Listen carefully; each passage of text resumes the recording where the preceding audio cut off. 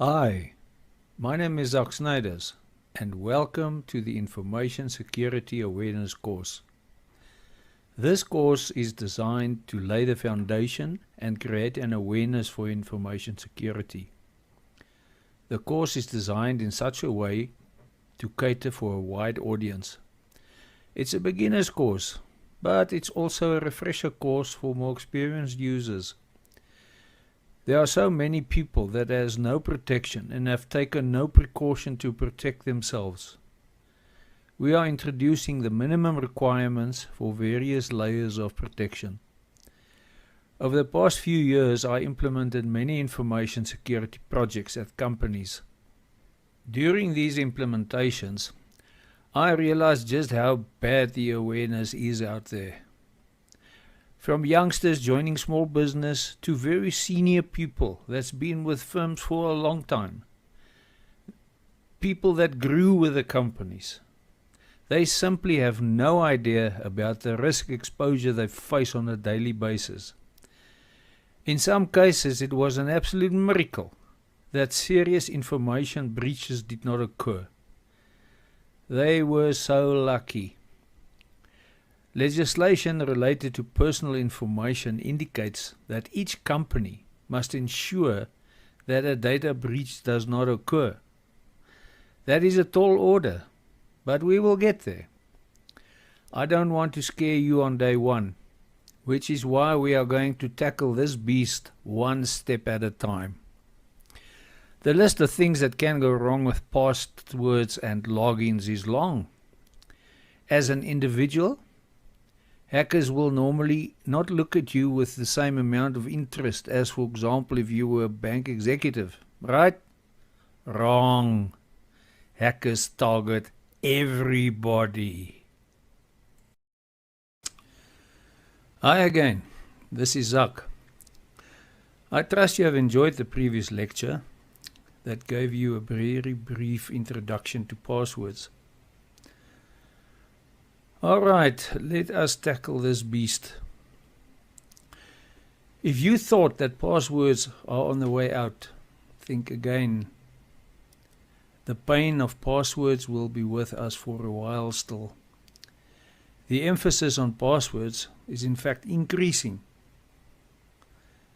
Nobody likes passwords, and there have been many attempts to replace passwords with fingerprints and facial recognition. But although there's been some success, but for now, please pay attention. Passwords are your only real protection. Let us start today's lecture. Some of us have a safe in our house. Some of us even have several. Some of us have a safe, a burglar alarm, and maybe armed response. You get some with a key, some are electronic, some are both. You even get some with fingerprint or biometric scanners. And yes, if you really want to get into it, like in the movies, you can also get safes with iris scanning safes. But why? Isn't this a bit extreme?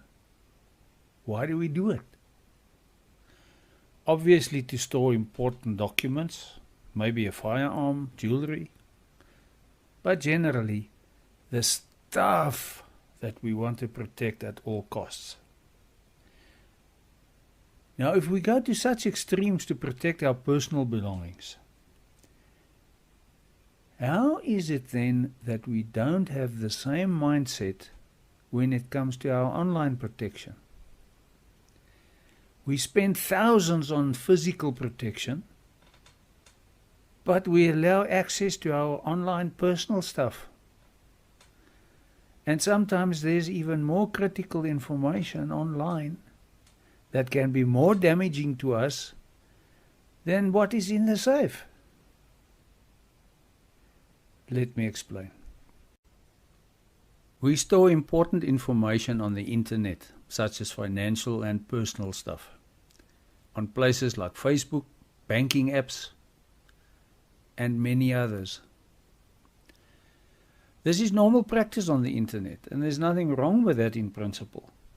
However, the passwords and login credentials that we need to access these sites are often not secure enough to protect us. We sometimes make it so easy for our friendly neighborhood hacker. And trust me, many of us do. Let me give you some examples. If you don't have a social media account, you are certainly among the very few. On social media, there are places in your settings, on your profile, where you enter information like employment information, your address, telephone number, work history, etc. Wonderful information that is excellent to use for any potential malicious person. Maybe a person that wants to call you for some more information. With the information that is available of a person on social media, add to that your ID and telephone number, and identity theft becomes possible. That is why it is so important that you protect your password system. In most cases, that is all that stands between you and losing everything. Now, I will stress this several times during the lecture. It is one of the most important things that you can do is to protect the passwords that you use for your various accounts. Many people use the same password or a variation of it for all their accounts. This is a bad idea. Think about it. If you use the same password for everything and somebody actually gets hold of it, then they own you. Let's put some basic principles in place as a start. Never, ever use the same password for everything. And please don't think that by adding a single digit, like a 1 or a hash, after the same password makes it safe. Don't ever store your password on your computer. There are exceptions, but we will get to it. Methods to actually do it safely. It may be a pain to type it every time, but think about it. Your laptop is in your house and there's a burglary. The person manages to get into your notebook. All of a sudden, your whole life is out there and compromised. Some people store their passwords on the sticky note next to that same computer. Now that is a good idea. Please, please, don't have a file on your computer with the name passwords or credentials, and inside this document each and every system account with all your passwords. You might as well print it out and put it in your drawer where anybody and everybody can get it. And you will be sorry, trust me, when you least expect it. Now let's get back to storing your password on your computer. Nearly everyone is guilty of storing their passwords on their computers because it's so easy. Every time you register online on a site or online application or online service, you are required to register, or if it's an existing account, sign in. Your computer normally then gives you the option to save the password. And for many, if not most people, this is an automatic yes. And convenience is the motivator here. And of course, you trust your computer. The media, application vendors, everybody says you can trust your operating system. They will keep your password safe. Your provider may even claim that it's got such excellent encryption and wonderful methods of keeping your password safe. I am not knocking anyone or any provider, but I'll give you the facts. You decide. Chrome saves your password in your Google account. Once logged into your account, all your passwords are visible. This means that if your account is hacked, the hacker has access to all other accounts. Firefox and Safari save your passwords in your browser settings under the Security tab. And if you have access to the device, you can open all the passwords without any login step. Internet Explorer saves your passwords in your browser and does not show your saved passwords. However, there is an easy to find software tool that can expose these passwords. So with this in mind, are your passwords really safe? Firefox, Safari, and Internet Explorer offers no protection if a hacker gets hold of your physical device. Don't trust it. Rather, retype your password every time and be safe. I'll give you some more examples just to make you think. Think about sites like Amazon, online banking, job-seeking sites. On most of these sites, you enter personal and financial information when creating your profile. This is of course needed to transact with these companies and all similar sites, and there's nothing wrong with it. This is normal online e-commerce process. These sites and companies have lots of security and they are very secure. No problem here. But think about reality. Once again, it is only a password that prevents a stranger or hacker to get into those sites, compromising your credit rating, stealing your money. The bottom line, don't autosave your passwords. Don't store passwords anywhere. I trust that you realize the importance of password health.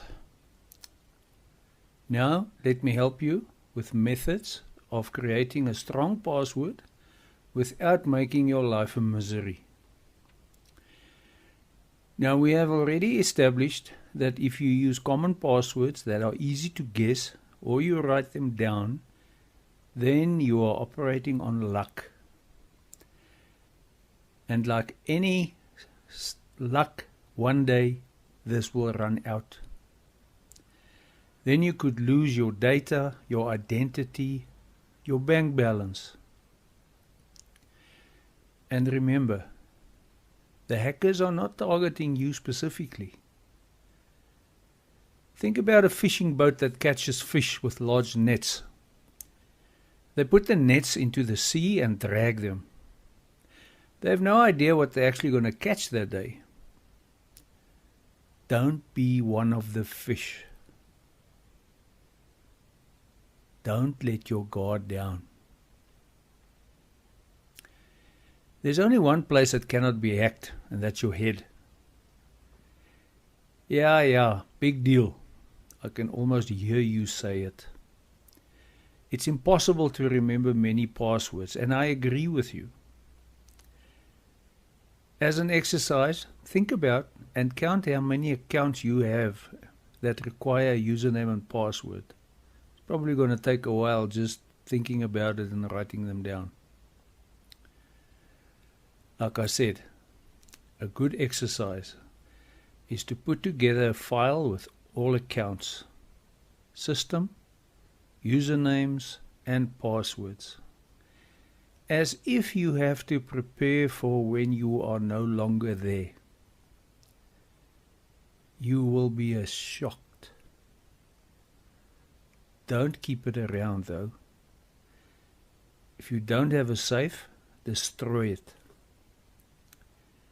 I'm now going to give you a few of the most important must do and must not do guidelines for password creation and password management. I will also provide you with a more detailed list of them in the accompanying downloadable PDF file. Download it, use it, be safe. First, the must do. When using your own password method, always use passwords of at least 12 characters. Always have a mix of alpha characters, numeric characters, and special characters. Always create unique passwords. Never ever use the same password or variations of the same password for multiple accounts. Then remember, as a test, after you've created your unique password or that you believe is a unique password, do a search on the internet on your chosen password. You may find that your chosen password is already known out there and maybe even listed in the so-called password dictionaries. Now, for those who don't know, password dictionaries are one of the many resources used by hackers and phishing experts. I will always strongly recommend using a password manager. If you don't know what a password manager is, it is an application that manages all your passwords for all applications or services. Using a password manager is probably the best solution for most people. However, when selecting a password manager, choose wisely. Don't by default go for the free version or the cheapest version. Choose a password manager based on features and functionality. Do your homework and also follow the guidelines I provide. In any system or application, gives you the option to use two-factor authentication. Please accept this. It adds an extra layer of security and will soon be the industry standard. It makes your online security that much safer. Never use sequential and repetitive characters. And avoid context-specific password.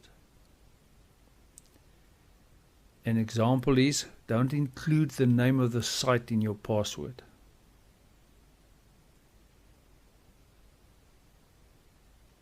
Never use clever but commonly used passwords. The word password with the A replaced by an and, or the O with a 0. There are so many people using this, it's not even funny. Don't. Remember that even when using two-factor or multi-factor security, you still have to choose an easy to remember but a hard to guess password. Never reuse passwords.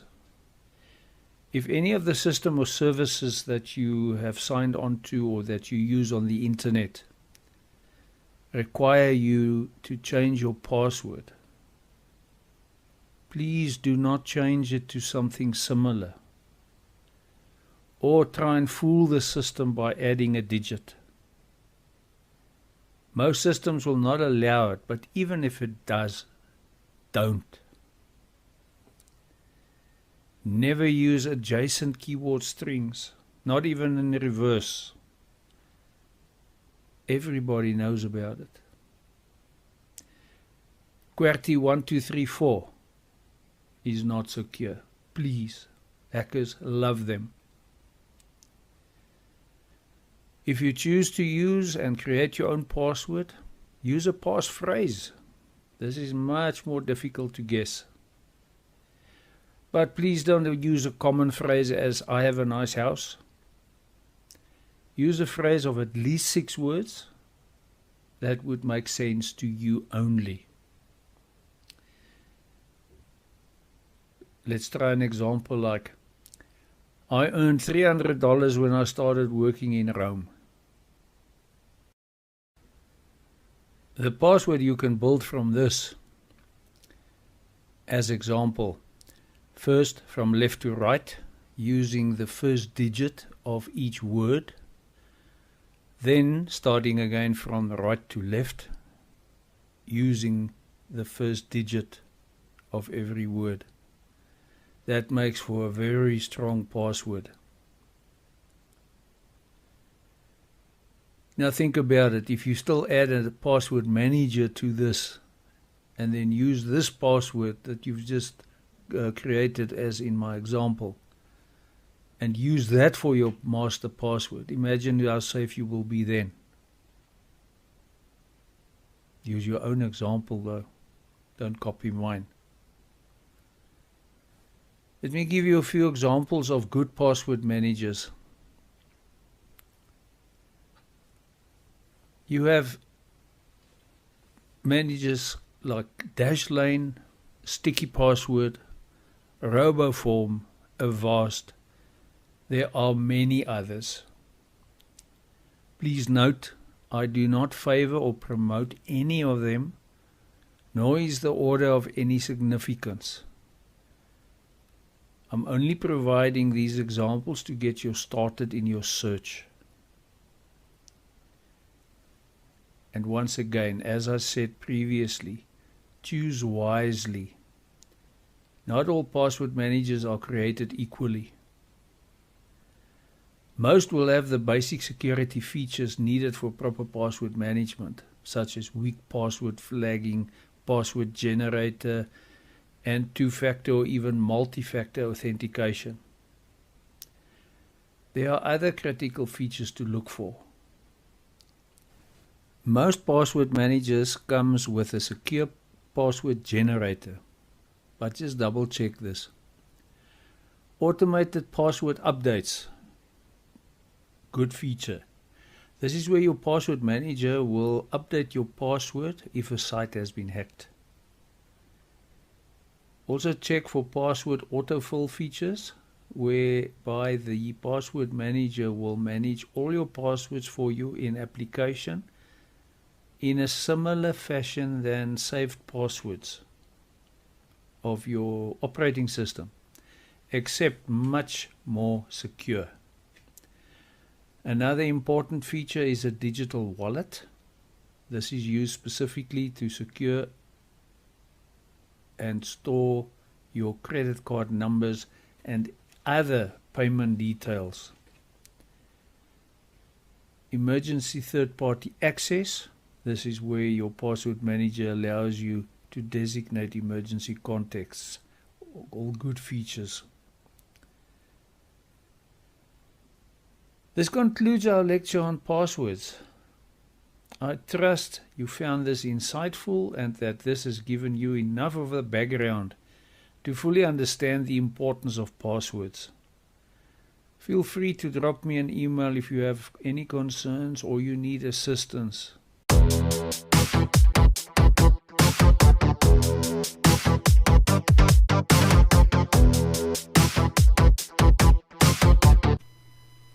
Hi, good day and welcome. This is Zak.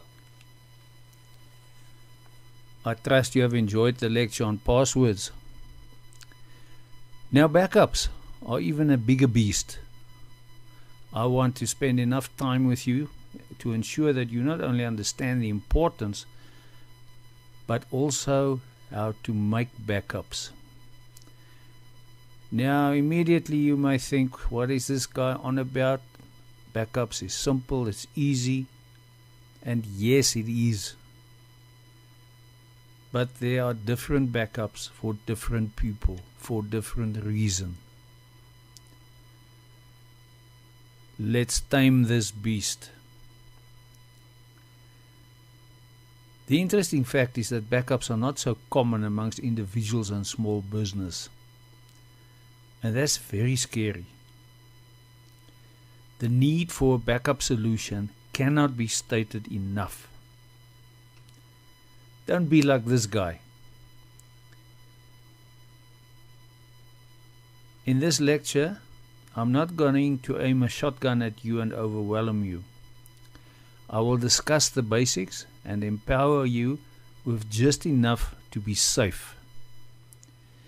If you want to take a really deep dive into backup, there will be a separate course for that. My aim today is to help you recover from a disaster without breaking the bank. The solutions I will discuss today should also be adequate for a small business. On your laptop or desktop, you have many files. These could be documents, photos, music, and other important documents. First, a few questions just to make you think. Have you ever lost data? Have you ever accidentally deleted files from your computer? Or has your hard disk ever become totally corrupted? Here's another one.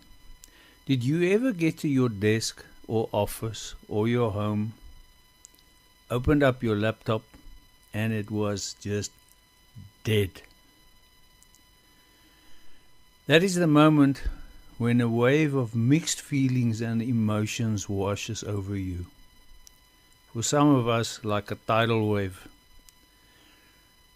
Like a combination of almost sick nausea, a helpless feeling. Now when that happens and you know you don't have a backup, or you know your backup is not a recent one, then in addition to all of those emotions, there's probably another one. Anger. And all of that can be avoided. Well, partially. You still have to restore, but at least you can restore if you have a backup. Let's get back to the basics. To make a backup that are simple and straightforward. But for many of us it is not so straightforward. We're first going to look at some conventional manual backup methods. And remember, any backup is better than no backup, as long as you are able to recover.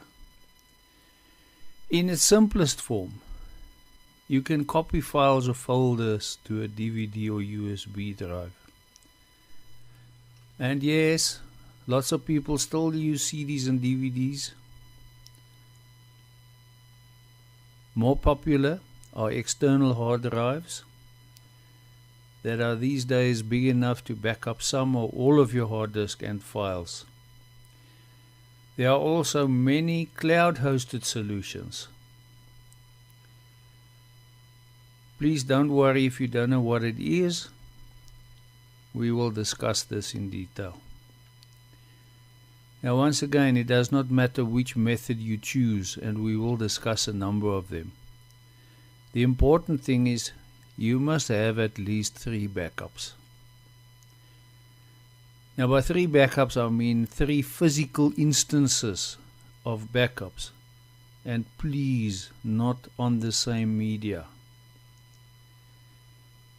And there are many people that make their backups on the same laptop or desktop than they are backing up. And they sleep at night. Wow. Using such manual methods as I have described is of course a bit of a pain to manage. Not many individuals have the discipline to actually do that on a daily, weekly and monthly basis. When doing manual backups, the ideal type of backup that you should have is firstly a monthly backup. That's a full backup of everything, and I mean everything.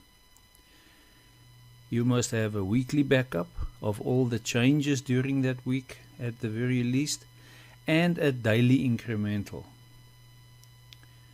We will also discuss an image backup a little later.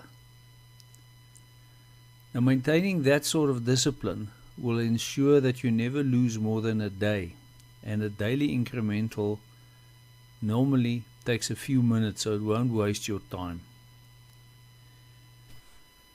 Once again, there's only a very few disciplined people that will manage to maintain this. We all need some help, and that is where backup software really comes into play. There are many different types of backup software. I will discuss a few of them to get you started. There are free ones and a few not so free ones. Now, if you are one of those people that has everything in your closet neatly organized, then you won't have a problem, and organizing your files and folders on your hard drive will come naturally.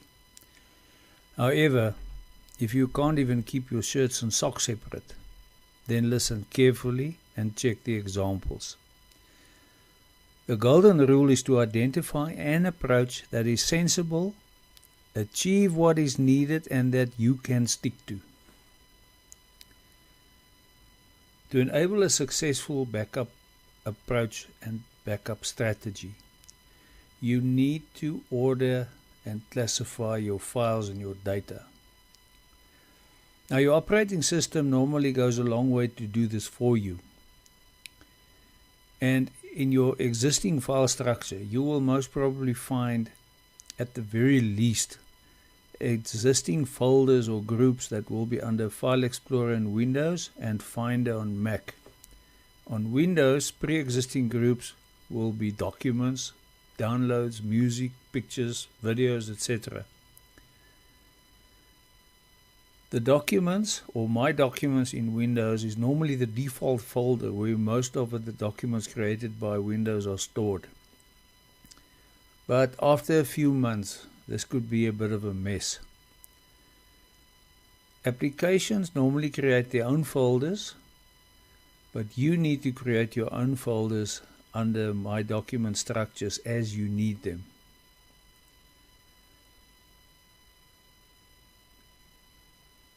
Research has indicated that any habit becomes a discipline after 3 weeks. So go for it. Decide on something, stick to it. After you've created your file structures as you need them, move all files to their new homes and make sure you stick to that process. After that, backup and recovery will become a breeze. Look at the example that I have provided you, whereby you can use this model to classify your data.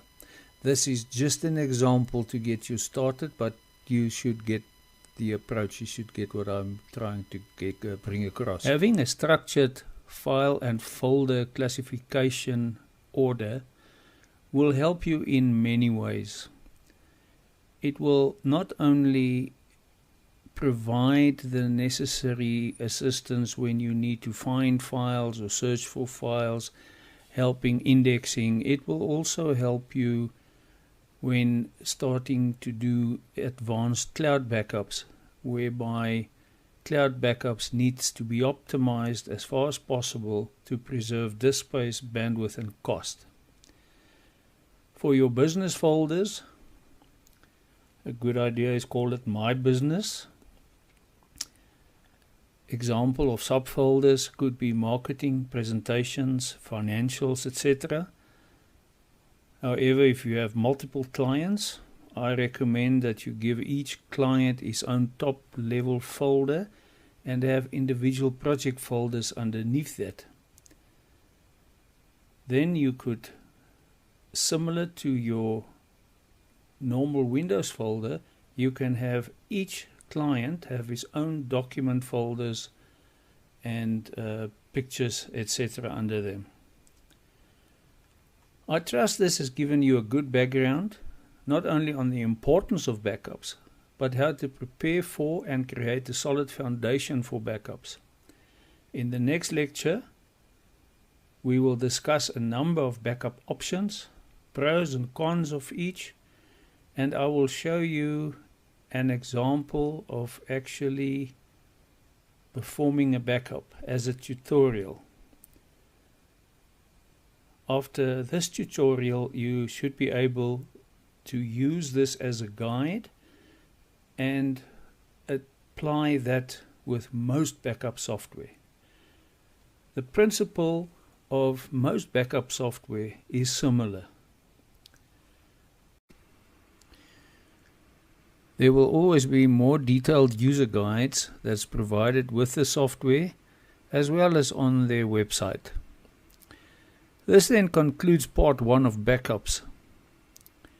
See you in the next lecture.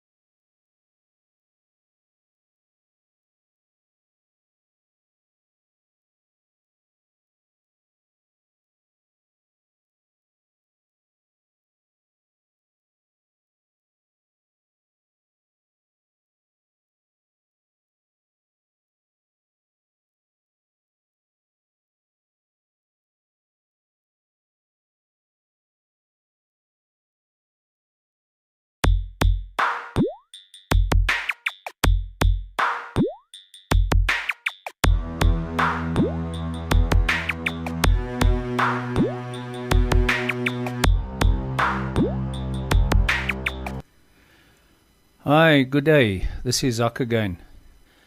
I trust you have enjoyed the previous lecture on backups. Let us briefly recap. We have discussed passwords and we have identified some good password principles. And have you implemented a strong process yet? I hope so. Leave a comment or email me and let me know. You will remember that we said that good password habits are your only real protection. So, if your passwords is then your preventative protection, preventing access to the nasties out there, then we must then see your backups as your reactive protection, helping to fix things after they have gone wrong. As I mentioned previously, there are people out there that are very disciplined. So, have you decided on an approach for your future file structures? It is very important that you do, and that you do get it in place before you really start making backups. As I said, this is especially true for online backups. But if you're not going to get into online backups right away, it's okay, take your time, but get a good structure implemented and maintain it. I strongly advise following the process. Organize your drive and do your backups. I have mentioned that there is a number of software packages available that can assist you with your backups and storage of files as is applicable in your specific situation. Let us look at a few options. If you're a photography enthusiast, you may have thousands of pictures or images and photos. A good quality photo can be a few megs of space, and your hard drive can very quickly run out of space. So let us then look at the storing of photographs as a first example. There are some excellent online photo storage services. Please note, however, if you do not have a good, reliable, fast and uncapped internet service, don't even consider online solutions. It would be way cheaper to look at local storage. Let me give you a few examples of online storage. Some of the most popular software and services are iDrive, iCloud, Dropbox, pCloud, Google Drive, Microsoft OneDrive, and Flickr. There are many others. These are examples. Please note that I don't specifically recommend any specific product. I provide the names of randomly selected services to get you started, except those I use as a personal individual. All of these services have a free option that will provide you with a number of gigabytes of storage for free. Should you require more storage than they offer for free, they are easy to upgrade and they have plans to suit your specific requirements. You can obviously subscribe to many of these services to get your online storage for free. Please don't. Then you will be back where you started, with a mess, and probably even a bigger mess, not knowing what is where on which cloud drive or service. This makes any form of a sensible backup automated process an absolute nightmare. Have a look at the websites of all of these service providers and their offerings, and check out the pros and cons and pricing of each. I provide a downloadable PDF file for you where I include a few names and some notes to get you started. As I mentioned just now, I'm sharing the names of the systems I use as an individual.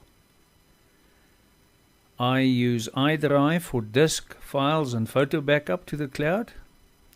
Note that it can become pricey depending on your volume of data. For local and image backups, I use a combination of Acronis TrueImage and AOME Backupper. All three of these products have a limited free version. Most other software packages has as well.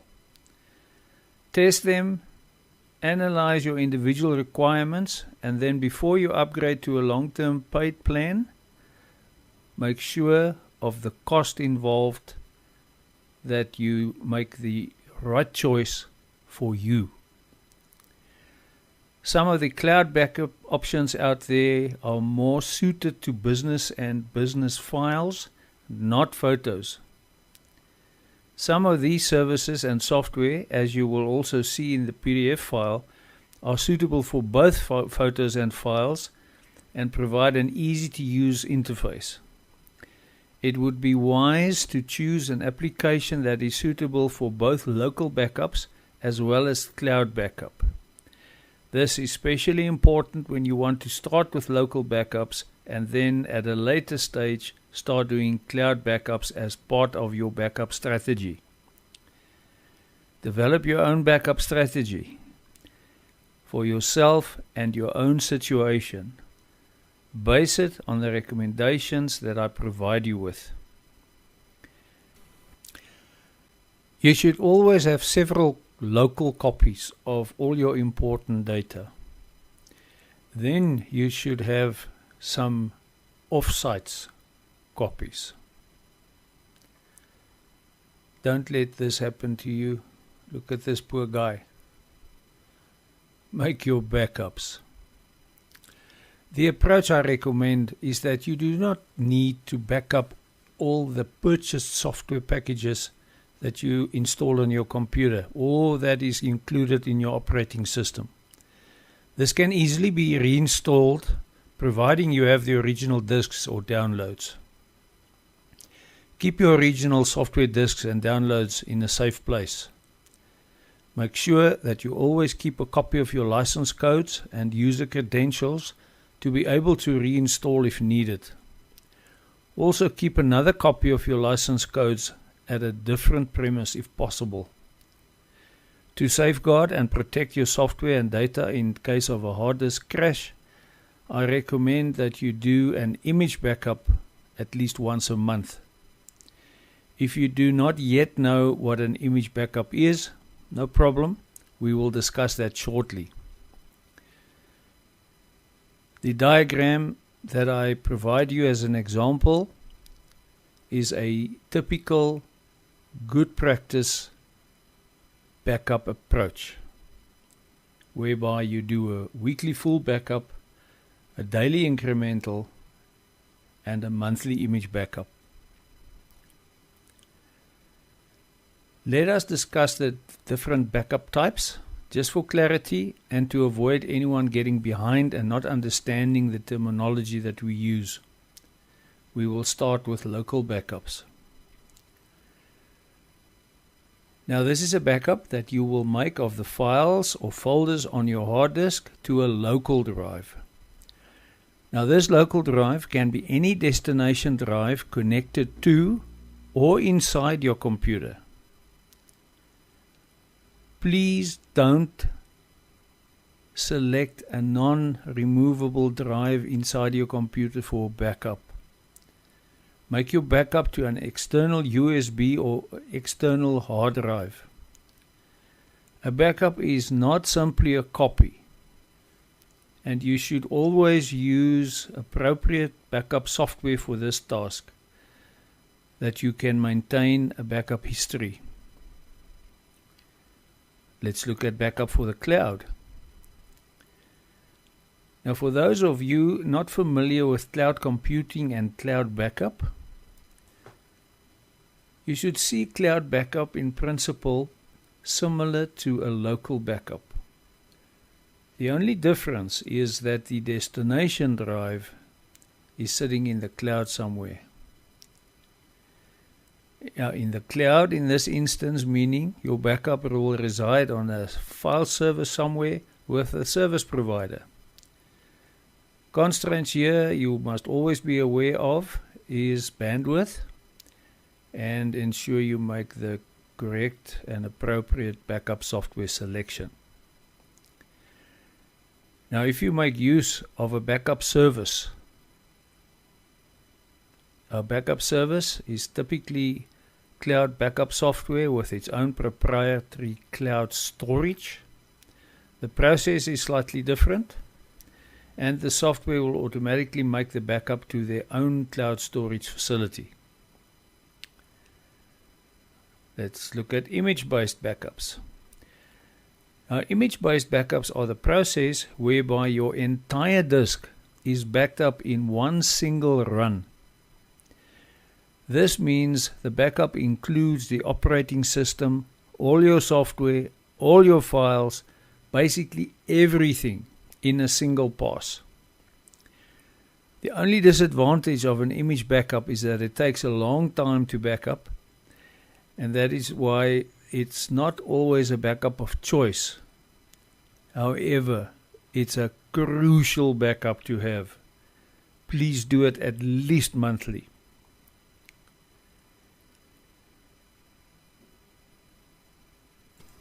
Major advantage of an image backup is the fact that you can restore your computer to the exact state as it was before a crash. An advanced option, alternative option of backup, other than an external hard drive, is network attached storage, or in short, NAS. For your purposes in this awareness course, you must see NAS as a large external hard disk drive that is connected to your computer network and is always on.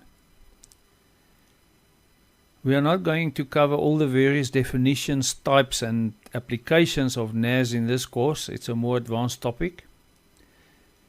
But for use at home and in a small business, you can purchase a NAS device from various dealers. Ask for a personal cloud device and they will know exactly what you're after. It's normally large enough to store the data, photos and disk images of several computers. You can use it as a regular desktop drive. It is, however, designed to be left on and running 24/7. Let's look at some backup software. We need to back up our important files in 3 places. Just remember again, your live copy, that is the data on your internal hard drive, is not one of the copies. The first backup you must make is a full backup of all your important files. Remember that we discussed the classification of files earlier. In your backup software package, you will typically select the folders of the files you plan to backup for your full backup. Now, full backups are normally done once a week and part of your overall backup plan. Now, a week in the life of IT is of course a very long time, and if something goes wrong, a lot of data is going to be lost. That's why we do additional other backups. For this example, we call it an incremental backup. Incremental backups backs up the data that has changed since the last backup. Your third backup will be a full system image backup. Now, this kind of backup is ideally done once a month and stored on an external drive that can be stored safely. I recommend that you have more than one copy, and it is also a good idea to verify the image backup before storing it in a safe place.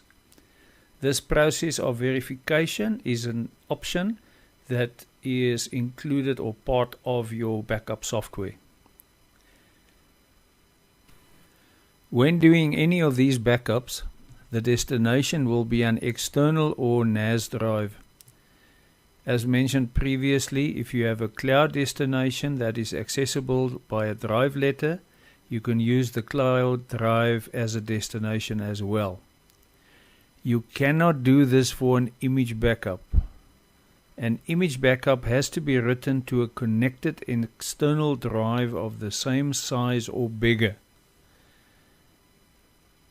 The same as your internal drive that you are making the image of. This concludes part 2 of backups. Download the PDF. It contains additional help, some tips, and a step-by-step tutorial. I trust you have enjoyed this lecture. Leave a comment or drop me an mail. Tell me about your backups. I would love to hear from you. See you in the next lecture when we talk about email. The open door to many attacks unless we close it. And we will close it. Enjoy.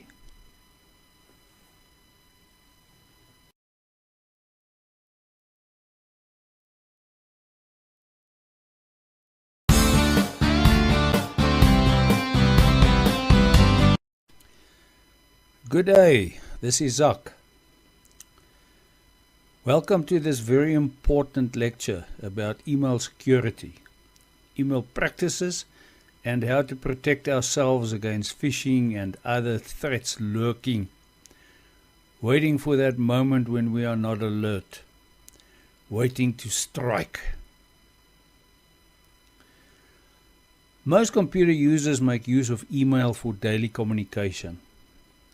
As an individual or working for a company, you use email. You get your invoices, your utility bills, letters of complaints, all by email, on your computer, on your mobile device, wherever, but it's still email.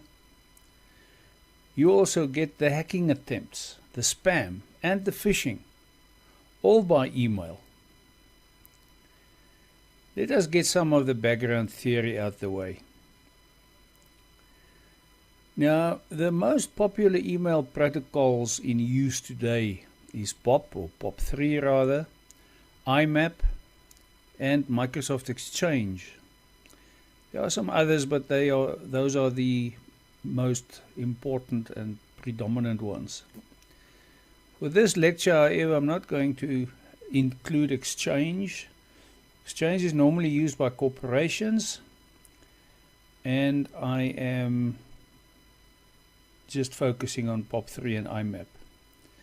I will briefly explain the difference between the two.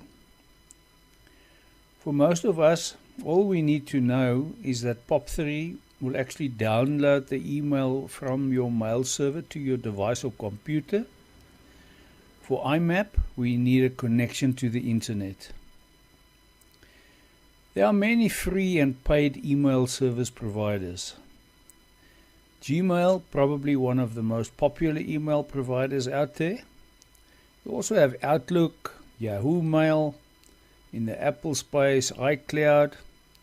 There are many, many more out there. All free email providers have limits. An example is Gmail with a 15 gigabyte mailbox limit. Now, if you want to go to the next level with your email and have full control over your own email, then you need to look at your own hosting company. You would then typically set up a hosting package with a service provider, and once again, there are many out there. You choose your own domain name, which will then become your email address. Example, Joe at whatever domain name you choose, .com or other extensions. There are a variety. Now, for your own domain and self-managed email, prices vary from very cheap to quite expensive. Do your research and choose what will work for you. Now, I'm not going to spend too much time on the various service providers. For a free email service, I would choose from the top 3 vendors. For a paid service with your own domain, you will have to do a bit of your own homework, but HostGator, Network Solutions or GoDaddy is a good start.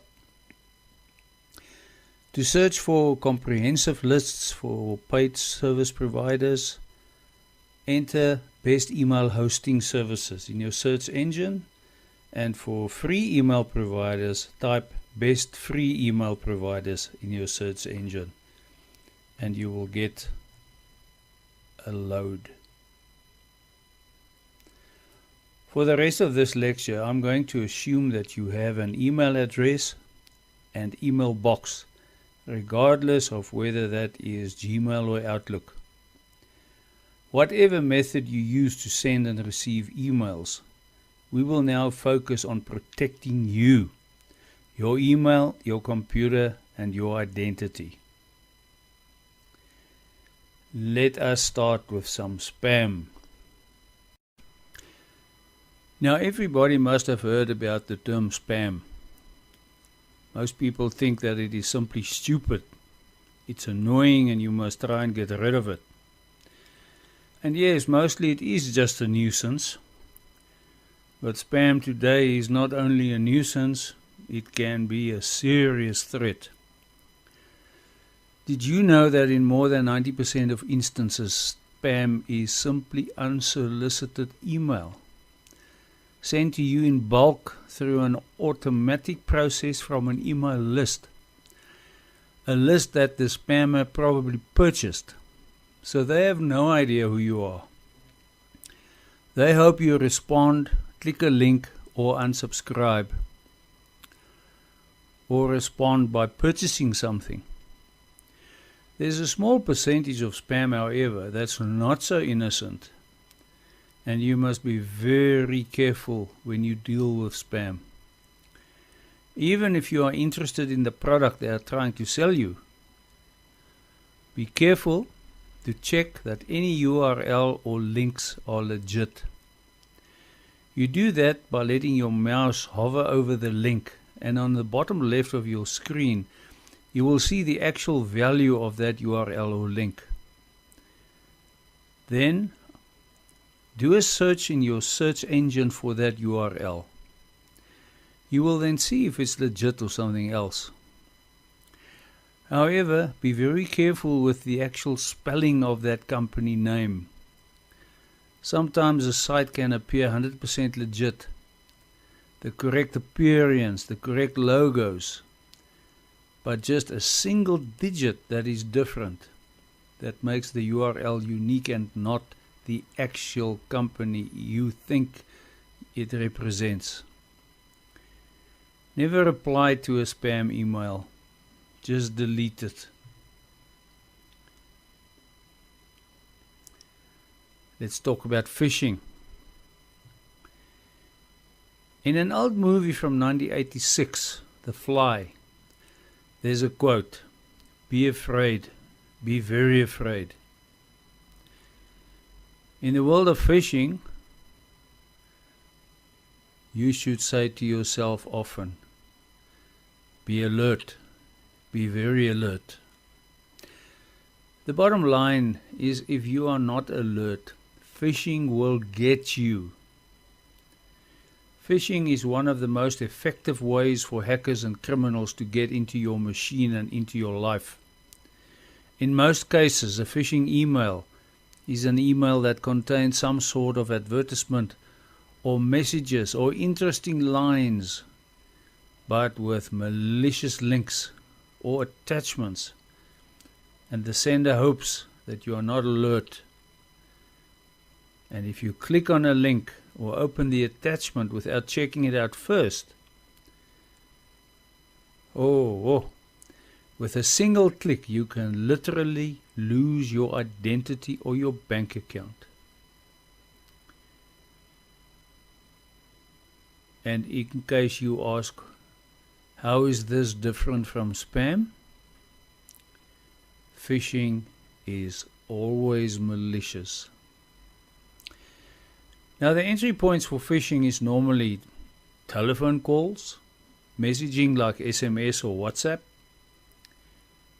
and mostly emails. More than 60% of phishing attempts are via email.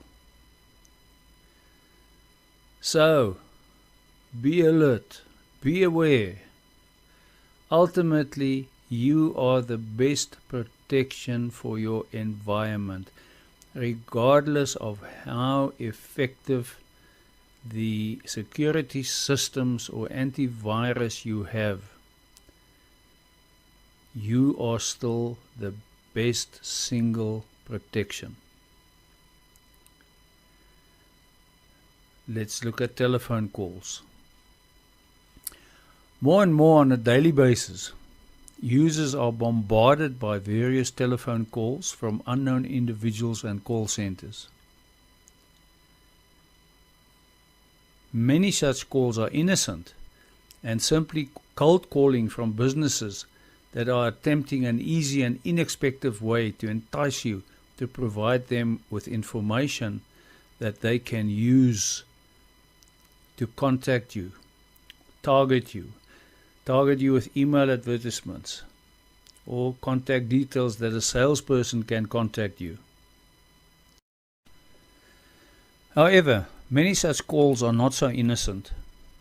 You and only you can protect yourself, your identity and your information. Use the following tactics. Try and verify the caller identity by using small talk and direct questions. Be careful of vendors, contractors, disgruntled employees asking odd questions about business matters. Someone claiming to be someone with authority. A caller refusing to provide a return phone number. The giving of unnecessary compliments or words of admiration. Or somebody claiming they need something urgently, something that simply cannot wait. Someone exhibiting the behaviors as I just mentioned, and also avoids being questioned. Be careful. Some more specific considerations and awareness. Your bank will never ask you for information by telephone if they call you. Be careful if your bank calls you and claim it is the fraud department wanting to verify information. If in doubt, call back. However, when you phone your bank, they will ask you questions to confirm your identity. This is normal. Let's look at some SMSs and WhatsApp messages. SMS phishing, also called smishing, is a criminal activity using the conventional SMS platform to deliver open or hidden links to your cell phone. Phishing, once again, in simple terms, is the act of someone trying to get your personal or sensitive information such as passwords. Always double check, even if you think you know the sender. Many people simply respond without thinking. It could be a fraudster contacting you, pretending to be someone you know. It could be an SMS claiming that the sender is in hospital and wants you to text back. Be careful. Similar to email, sender details can be changed. Most people now have smartphones that can connect to the internet. A malicious link sent via SMS can in a matter of seconds pass information about you and your phone to an address on the internet. This remote address can then respond, and again, within seconds, install a script on your phone, and if you do not have the correct protection, you are exposed. Smishing messages may come from telephone numbers that are in a strange or unexpected format. If you have any doubt, delete it immediately. Do not open it and do not click on any links or any highlighted text. Some messages warn that the consumer will be charged unless he cancels his supposed order by going to a website. Don't. Some smishing techniques are insidious and can result in spyware downloaded to your device. Some considerations. Remember, nobody will select your number randomly and send you a gift. Don't get caught. Be very careful of any vendor offering advice by SMS. Unless you are subscribed to them, be very careful. And once again, do not click on any link if in doubt. Rather search for the topic in your browser if you are concerned about the advice. Don't respond to a suspicious text. Just delete the message and block the sender. And if a message says you should reply back with stop, don't. If you don't know the sender, please don't click any links or call any numbers provided in the text. Also, never download apps via text messages. Smishing messages may prompt you to download an app to your mobile device via a link provided in the message. This link can be much more you bargain for. The bottom line here: apps should only be installed from a recognized and trusted app store. Never ever from a link within an SMS. Such links can lead to malicious websites designed to steal your information or get you to download malware onto your device, and you won't even know it. If you want to make sure a text message is legitimate, look up the correct contact information for the company or bank in question. Then contact them directly to verify that they are the ones who contacted you. Let's look at email. Knowing where to look and what to look for is half the battle. Email is the largest single attack target on the planet. To understand all the risks that you and your company faces, you need a solid plan and approach. Without this, you will not be able to defend against the daily threats found in the email. Let's look at some general considerations. Phishing emails may contain threats claiming to shut your account down, asking you to click on a link to fix your account, verifying payment information. Be very afraid. They may look sincere and legitimate, but be very, very careful. Look out for words like urgent or words that are misspelled. If you see this, be aware. A reputable business will never ever ask you for sensitive or personal information via email. Make sure that the mail from Peter is in fact the Peter you know. Attachments. Always scan attachments with a good antivirus software program before opening it. Be especially aware of any zipped attachments. Always scan attachments for viruses before opening it. This concludes the lecture on email. I trust you have a better idea and you know what to look out for. If you are still unsure about something specific, post your question in the comments. I hope you have enjoyed the lecture. Keep up the good work and be alert.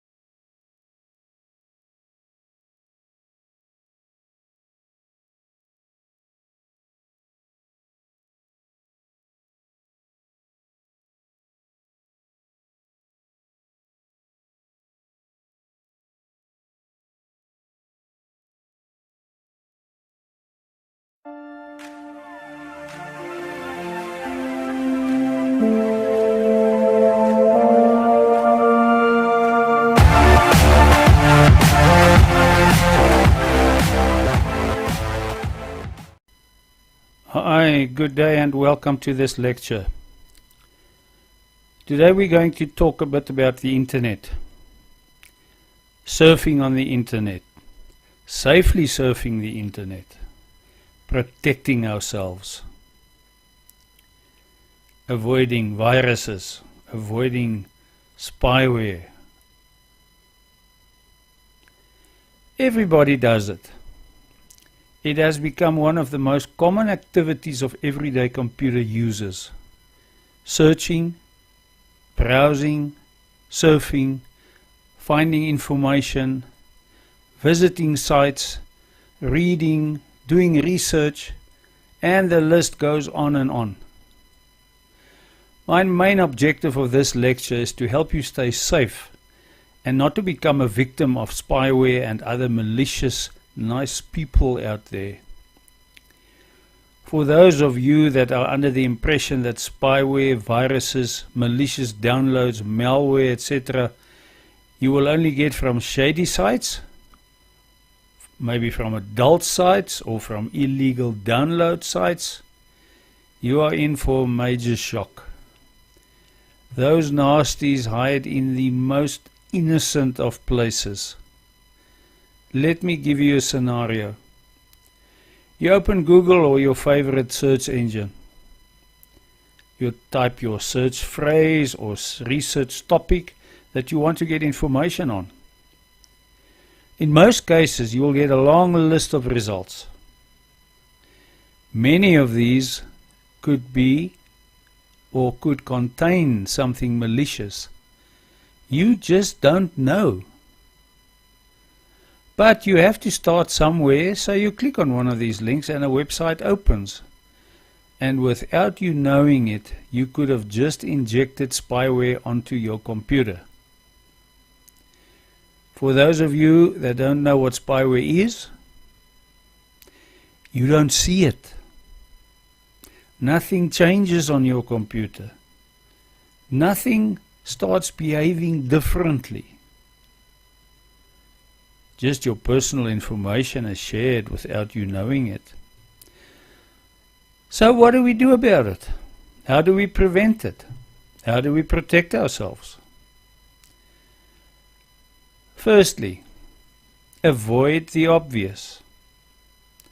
Let me give you an example. If you're on the road all day, every day, the chances of getting involved in an accident is a lot greater than somebody who seldom drives on the road.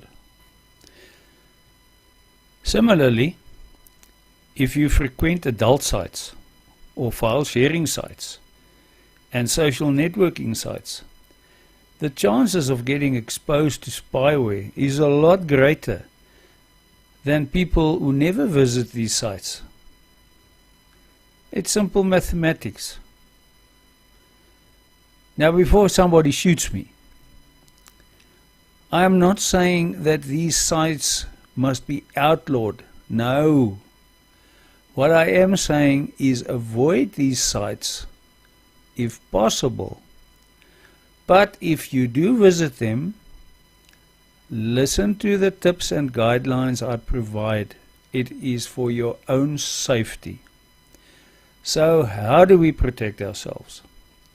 Firstly, if any of these sites are not secure. Now, by not secure, I mean it has not got a small visible padlock or HTTPS in front of the URL. The URL is now the address of the website in question that displays at the top of your browser. If that's the case, please stay away. Especially if these sites offer any files or software or special offers for free. Think about it. Who gives away anything for nothing? They want something. As with the backup software and password managers we've discussed in previous lectures, antivirus and anti-spyware packages are also freely available all over the internet. There are free and paid for versions. In your search engine, type something like protection against spyware and you will get a long list of options. One free one to get you started that you can look at is called Total AV. There are many, but if you haven't got something in place, get one. Doesn't matter which one, but get something in place. Just do your homework. If you do currently have antivirus and anti-spyware, great stuff, but double check that it's not outdated. Make sure it's current. Make sure it's a good product with the minimum features that I will recommend right now. The software you need on your computer for safe surfing must contain at the very least antivirus, anti-spyware and anti-malware protection. That is really the minimum. What you also need is a VPN, and it comes included with many antivirus packages. If yours don't have it, get a separate one, but get one. If you don't know what a VPN is, the definition for it is virtual private network. Bottom line, what this software does is it enables you to set up a secure line and a secure connection when you connect to the internet. This is critically important when you connect to the internet from a Wi-Fi hotspot or free Wi-Fi that is provided in coffee shops that is normally not secure. Check when you are in one of these coffee shops and or Wi-Fi hotspots, and there will normally be a list of Wi-Fi options. It clearly displays which are open and which are secure. If you do not have a VPN installed on your computer that you can activate, do not make use of this free Wi-Fi. Don't take a chance. Some of the hotspots don't allow you to activate and use your VPN. If that is the case, don't use it. That coffee can cost you a lot more than you bargained for. Let us discuss another scenario. When you meet someone on the street or in a coffee shop, what information will you share with this person? You will certainly not share personal information about your relationship. Give him your home address or your ID number, and maybe even your cell number, not with a stranger. Will you? Then why do people share such personal information with strangers on the internet? Be very careful when you visit sites online to find information or when purchasing a product. If a company or website asks for information that has nothing to do with them or nothing really related to your investigation or your information that you need or the product that you want to buy, be aware, be alert. When you purchase something and this website does not redirect you to a secure payment gateway like PayPal, and the site wants all your financial information and credit card information directly on the site, and it's not a secure site, stay away. You're going to get caught.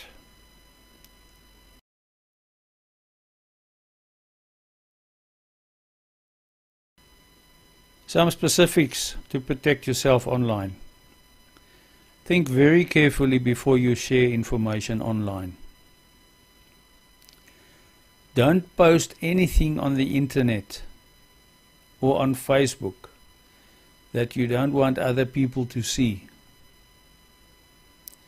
That is how open the internet and social media is. Carefully read the privacy policy of any website that you post your information on.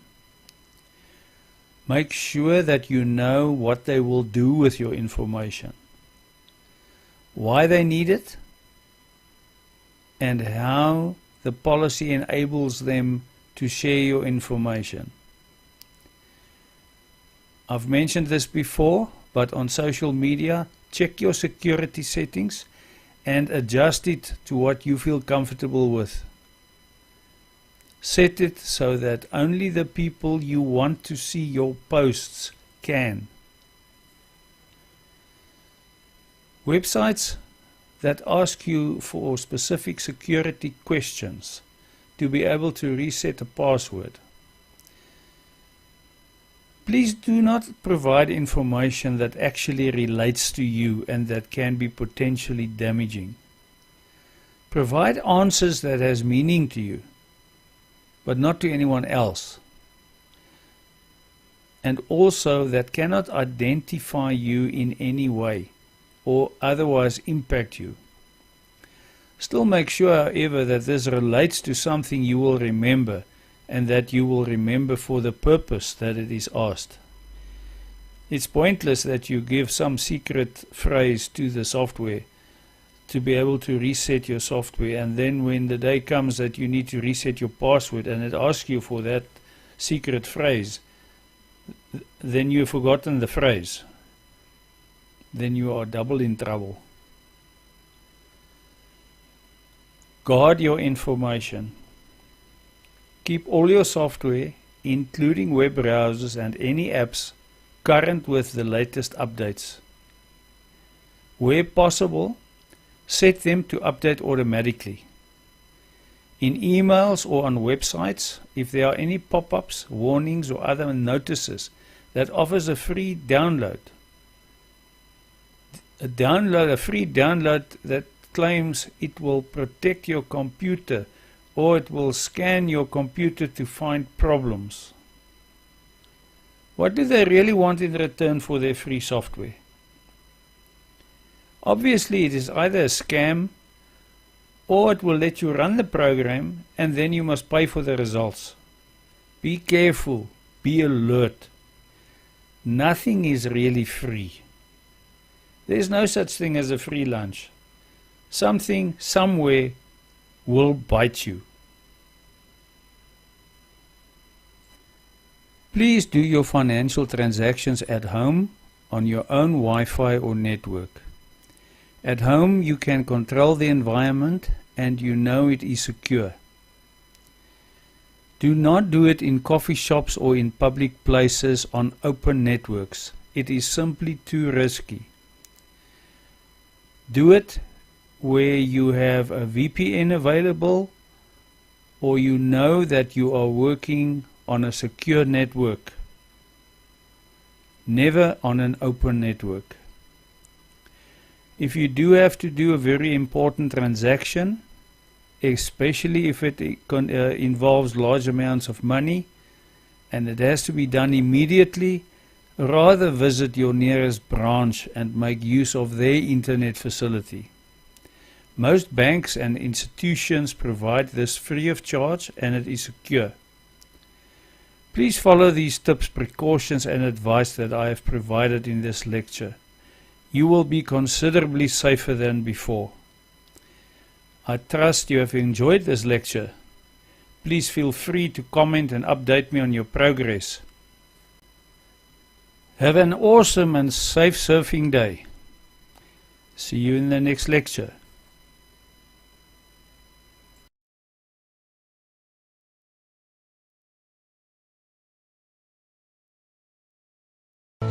Teach your children well, their fathers have.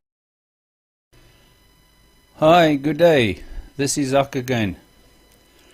And welcome to this lecture on Internet Safety for Children. Today we will discuss the details, the facts, some methods, helping you as parents protect your children online. Now, every parent wants to protect their children in any way possible. Every day you watch out for them. You help your young ones across the street. You try and prevent your teenagers from visiting places or clubs that you find shady. Will they rebel? Of course, obviously. They are teenagers. If they don't challenge your authority, there's something wrong with them. Or they're lying to you. Teenagers are teenagers, and they want to experiment. They want to investigate new things, and they want to make their own mistakes. This is normal. But we as parents want to prevent them from making the kind of mistakes that can affect and follow them for the rest of their lives. Trying to protect them when on the internet is no exception. There are the same dangers as in real life, just a little bit different, a little bit less visible, a lot scarier. What makes this more complex is because they can get onto the internet anywhere and everywhere. We as parents even empower them to have access to the internet. We encourage them to have access to the internet because they learn, they communicate, and it helps them with their homework and research. There are so many good things about the internet, but there is also so much bad out there. Take teenagers dating as an example. You as parents can't really control who they date, but you can at least see who they meet.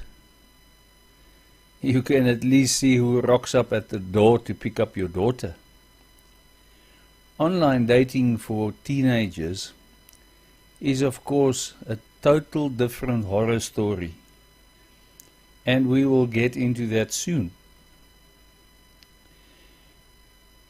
In the previous lecture, you learned all about protecting yourself online.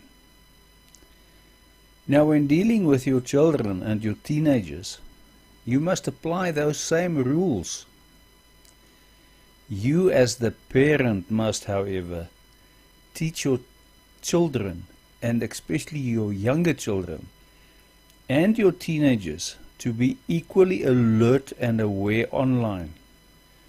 But this is no easy task. We have to realize and appreciate that children and teenagers are much more naive, or trusting is a better word. They don't necessarily see the evils of this world. And that's simply because they have not yet been exposed to it. Yeah, fine, they see it on TV and they see it in the movies, but they see this as fiction. They adopt the attitude that it cannot happen to them. That is why they are much more likely to make unwise or reckless choices on the internet. Protecting your children online and making sure that they stay safe, that, however, cuts through a very, very thin line of parental protection, parental control, and downright interfering in their lives, impacting their privacy. And yes, they are entitled to their privacy. But at the same time, it is your duty as a parent to protect them. You should always first give them the benefit of the doubt and respect their privacy. But you should also look out for signs that everything is maybe not so okay. Let's discuss a few of the signs. If your child or teenager turns off his computer the moment you walk into his room, then the first red light should come on. Now, once again, this is where that thin line comes in, and you as parent needs to make a judgment call.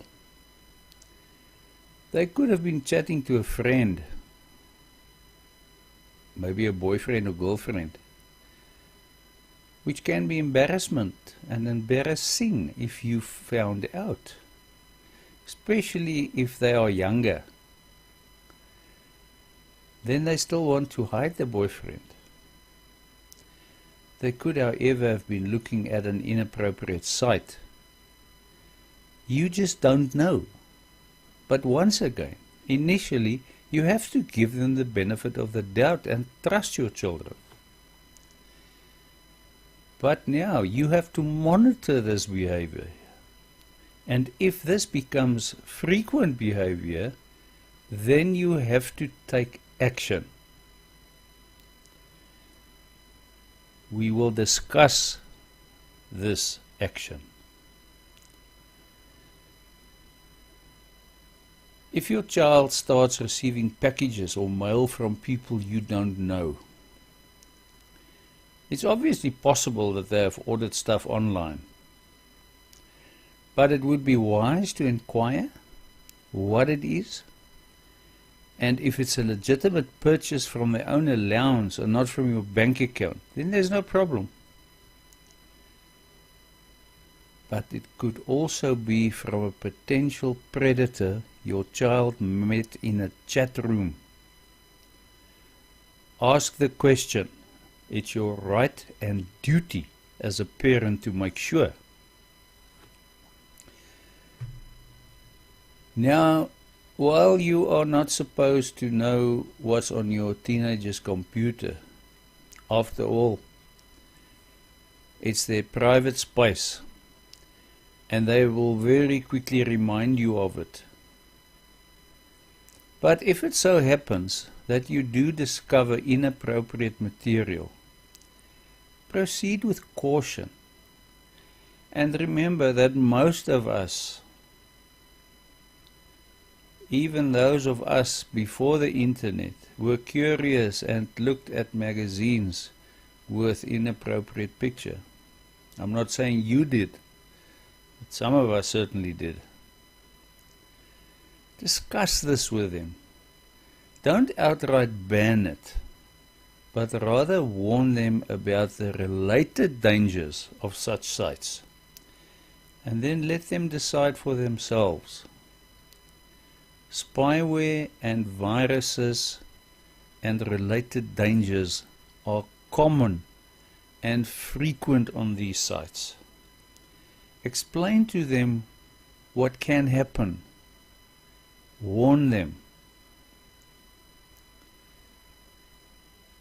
Now, if you notice that your child becomes withdrawn without any specific reason for it, there obviously could be something behind it. Talk to your child. Try to establish if there's anything that bothers them. It could be online bullying. It could also be something like a sex offender that your teenager met through an online dating site. You have to check. You have to try and find out. And if your child doesn't want to open up to you, talk to a family member, let them try. Where you must really try and stand your ground is don't let your child participate in online chat rooms. There are some of them that are innocent,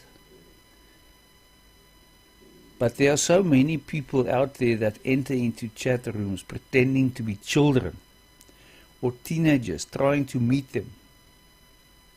And then they are very far from being teenagers. We have to be aware of this, and we have to alert our children of this.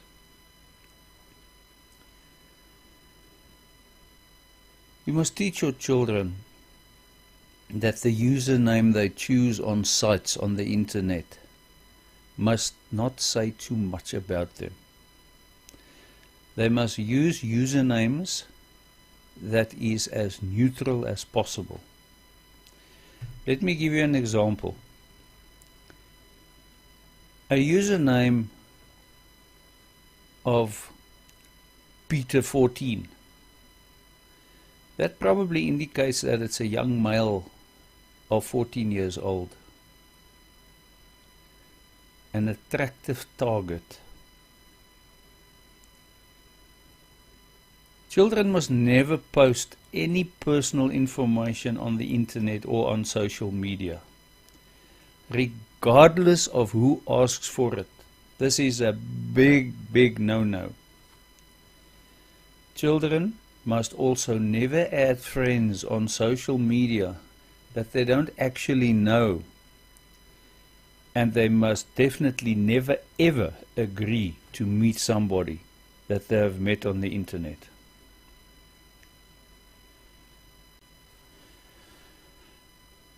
So what else can we do as parents?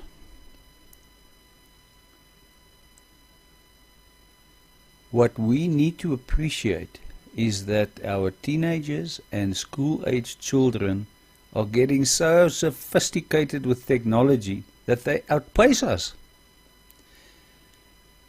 We may have no option but to block or rather limit action, or to have some insight into what they do online. We need to adopt and use technology to help us manage this problem. Now, you need to approach this very, very carefully. Parental control solutions can help to manage this problem. Don't, however, think that this will be a quick fix. That you can simply install parental control software on your teenager's computer, set up some rules, and that's the end of it. Not quite. Many of today's teenagers has many devices. They have cell phones, iPads, some even still have iPods, PlayStations, and the list goes on and on. Most of these devices give them access to the internet. So what do? Yes, we can go ballistic and install parental control software on all their devices, right? Yes, you can. But it's not a good idea. We will get the wrath of our teenagers. They will immediately think we are punishing them. And that's not the intent. The intent is to protect them. We have to apply parental control for the younger ones, especially those that are not yet able to make sensible decisions for themselves. Our teenagers, we have to trust them. Rather than imposing strict parental control, we must teach them and show them the facts of what is right and what is wrong on the internet. That is why it is important that we as parents must be able and enable ourselves by having the knowledge ourselves. Once we have the knowledge, then we can with confidence talk to our teenagers about the issues on the internet. It may even be a good idea to get your teenagers to do the lectures in this course that's related to internet safety, the same ones you have done. Let them see for themselves and enable them to make informed decisions. You must protect the younger ones and put parental control and router limits in place for them. It is the right thing to do.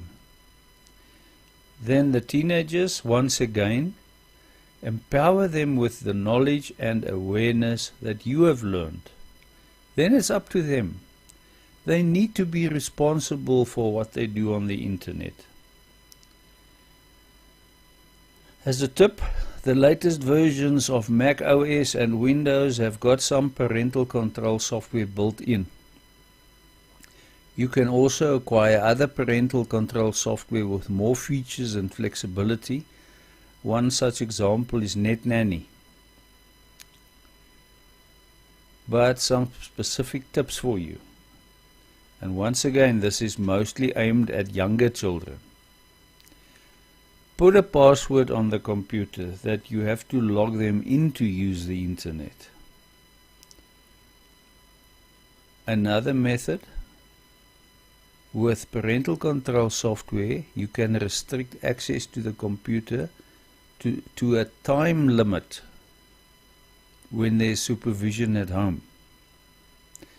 However, this is not going to help you much if you have many different devices in the household. Then parental control software is not practical. But your Wi-Fi router also have features, and you can then set up and configure your Wi-Fi router with specific times and access times to when a parent is at home. In that way, no device can access the internet when you or an adult is not present. Appreciate the fact that children are children. Unless you manage what they do, they will hide what they do. Don't think that you can just check their browser history and that this will help you. They learn quickly how to delete it.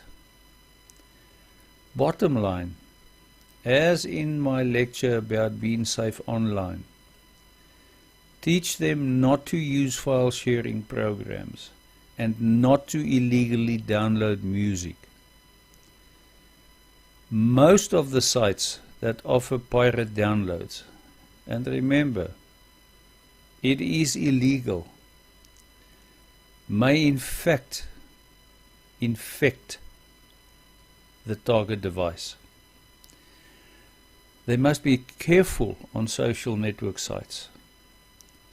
The younger children with smartphones, expand the parental control software to work on these mobile phones as well. It is important, however, that you tell your children and your teenagers that you are implementing these measures and that they understand that it's for their own protection and it's not to punish them or for you to spy on them. You must convince them that it is not about trust, but for their protection. And it's up to you as a parent to make sure that they understand this. If they don't understand this, then they will simply do it behind the scenes. Once again, software filters, parental control systems, time locks, any other control methods. All of these can help. But ultimately you need to teach your children about exactly what can go wrong. This is a much better approach than trying to control something that they would be prone to do due to the very nature of children and teenagers being inquisitive and have that yearning to learn and experiment. Have family meetings, talk to them, show them. Let them also listen to this lecture. I trust this lecture has given you some insight into what can go wrong and how to deal with it. And I hope you have some direction how to approach the problem. Make your children aware. Help them understand that it's for their own good. I hope you have enjoyed this lecture. Have a good day.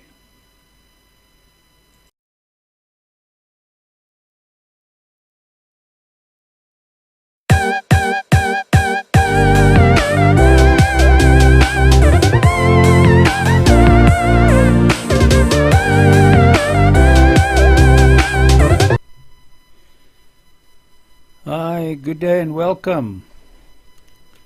Today we're going to do some traveling.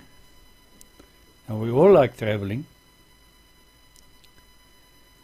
Some of us are regular business travelers, while others are simply traveling for pleasure. It could be a honeymoon. It could be just a holiday. Mind you, going abroad is not just a holiday. You also have your serious adventure seekers. Thousands of people travel on a daily basis. Now, traveling in your own country or abroad creates its own unique range of security issues, both personal and for your cybersecurity. Now, before we go anywhere, did you make your backups? I sincerely hope you did.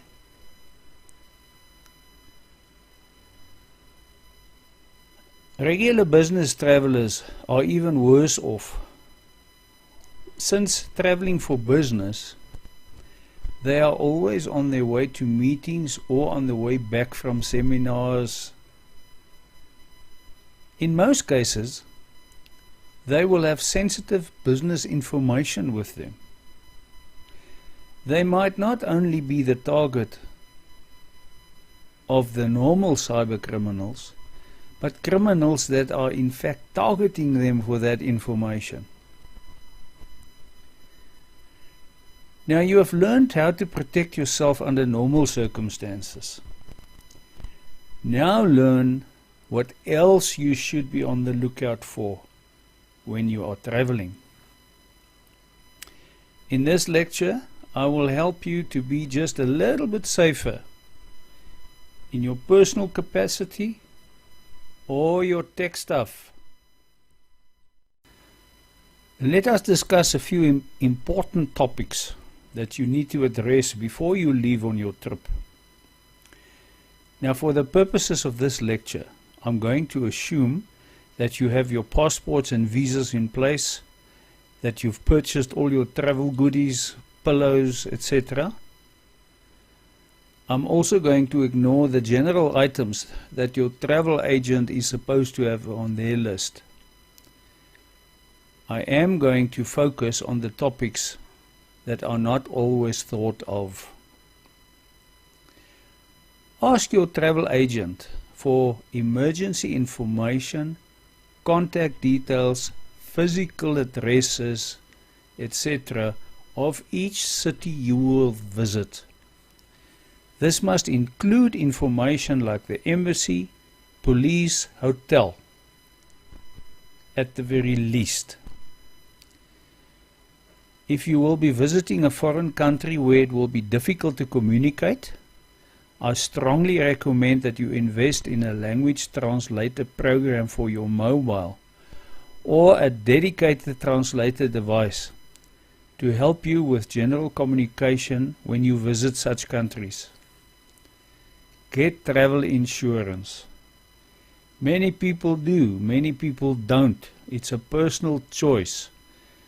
But I have found that it gives you that little bit of security and a comfort feeling. It's wise and may help you when you least expect it and need it the most. Those going on holiday are excited and they're on a bit of a high. A natural high, not the other kind. You are eager to share your destination and make your friends and families jealous, and that's fine.